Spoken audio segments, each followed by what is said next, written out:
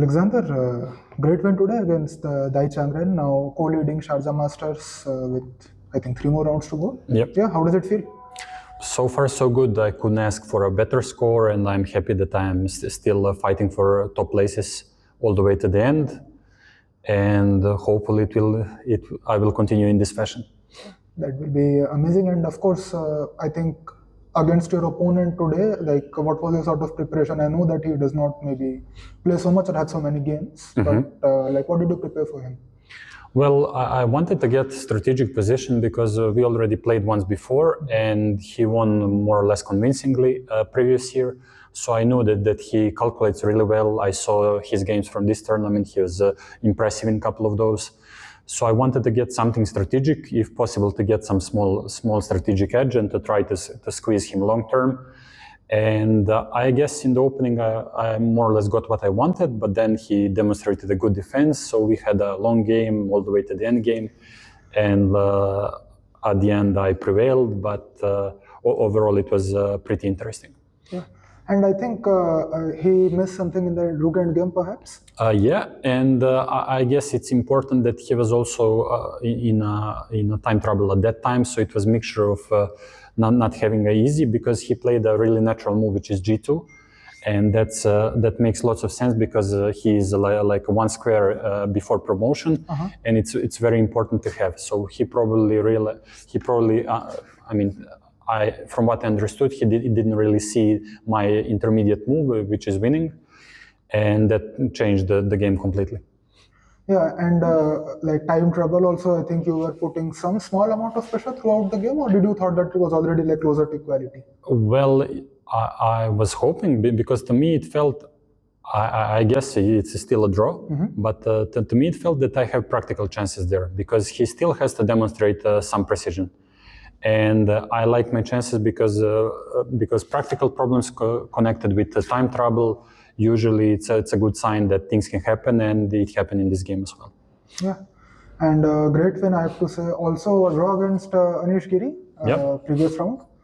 How does it feel so far, like your performance in the tournament? Well, so far I'm quite happy.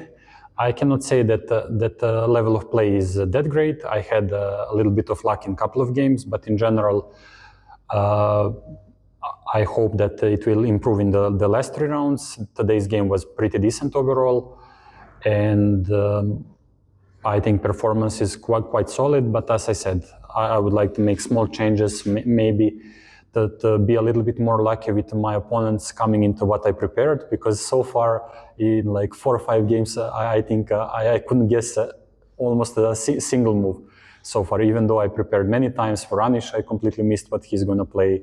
So in general, hopefully that will start working as well, and I'm going to be able to demonstrate some preparation as well. Yeah, maybe one more Benoni we will see, or no? You never know, depending on the opponent, but if people enjoy, I enjoy playing it. If spectators enjoy, why not? Yeah, and that was indeed a very complicated game, but also a very beautiful finish in the end, I have to say. And Indjic, tell us a little bit about yourself. Of course, you're a very strong player, and but to our Indian audience, perhaps you're not so well known. So if you can tell us a little bit that at what age did you start playing chess, and how has your chess career been so far? I learned to play chess when I was 4. I come from a chess family. My father, Dusan, is international master, and my older brother is a candidate master. So I was fortunate enough to start with some edge compared to my peers. And I was active in some youth championship. I was pretty decent in Serbian circles. And one of the crucial moments for my development came when I was around 14 years of age, when I started working with legendary Serbian Grandmaster Velimirovic. He was member of the golden generation of Serbian players, and I was really lucky to have the chance to work with him. And then once we started the group work with other talented juniors, I became a GM within 3.5 years. And from that, I realized that chess is going to be my life calling. Yeah. And it has been, of course, you're playing so many top events, you're competing with the best of the best, especially here. I mean, you played Anish before. There's a good chance you will face Nordirbek one of the upcoming rounds. What's do you also get kind of intimidated or scared perhaps while facing these like 27, 50 plus players, or is it like very normal for you, like nothing? Well, only time I would say pretty much only time when I get really intimidated is when I suspect that the opponent is potentially cheating. But when I play somebody like Anish or Nodirbek, who I know is a complete beast, but I'm certain is clean, and in general I usually enjoy the challenge. And despite me not being in, let's say, top 50 or not playing top events, I think that people who are playing open events with lots of underrated players and lots of youngsters as well, I think they're quite good overall, and I consider myself to be one of those guys. And I think I would do quite well in higher level events as well. So with that being said, I don't think I'm lacking too much or I don't know how or what I'm lacking, because I played with many of the top guys. I have victories, of course, more defeats. But in general, I feel for quite a bit of time that I'm pretty close to that level, to say the least.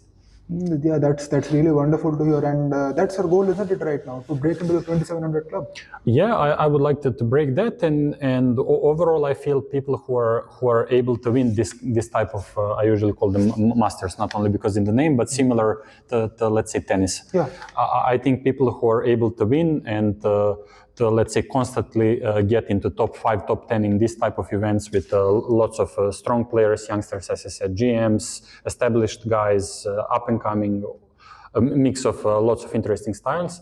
I think despite them having lower rating, because it's quite hard to improve that much with if you're playing non-stop, as I do. So I would be extremely happy if I'm able to get 2700 and to keep it for quite a bit of time. If possible to improve, that would be amazing. But even if I'm able to hold that and from time to time win really strong events, I would be very happy and think I couldn't ask for much more, and that's pretty much it. Yeah, I mean, that's really wonderful. And just one final question, Indjic.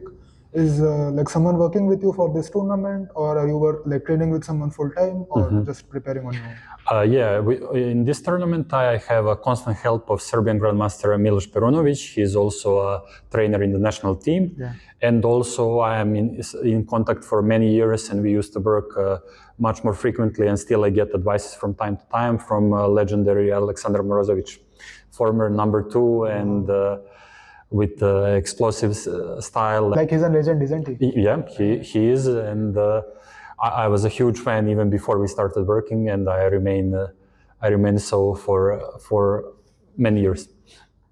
So wonderful. Thank you so much for your time, Indjic, and best wishes for the upcoming 3 rounds. Thank you very much.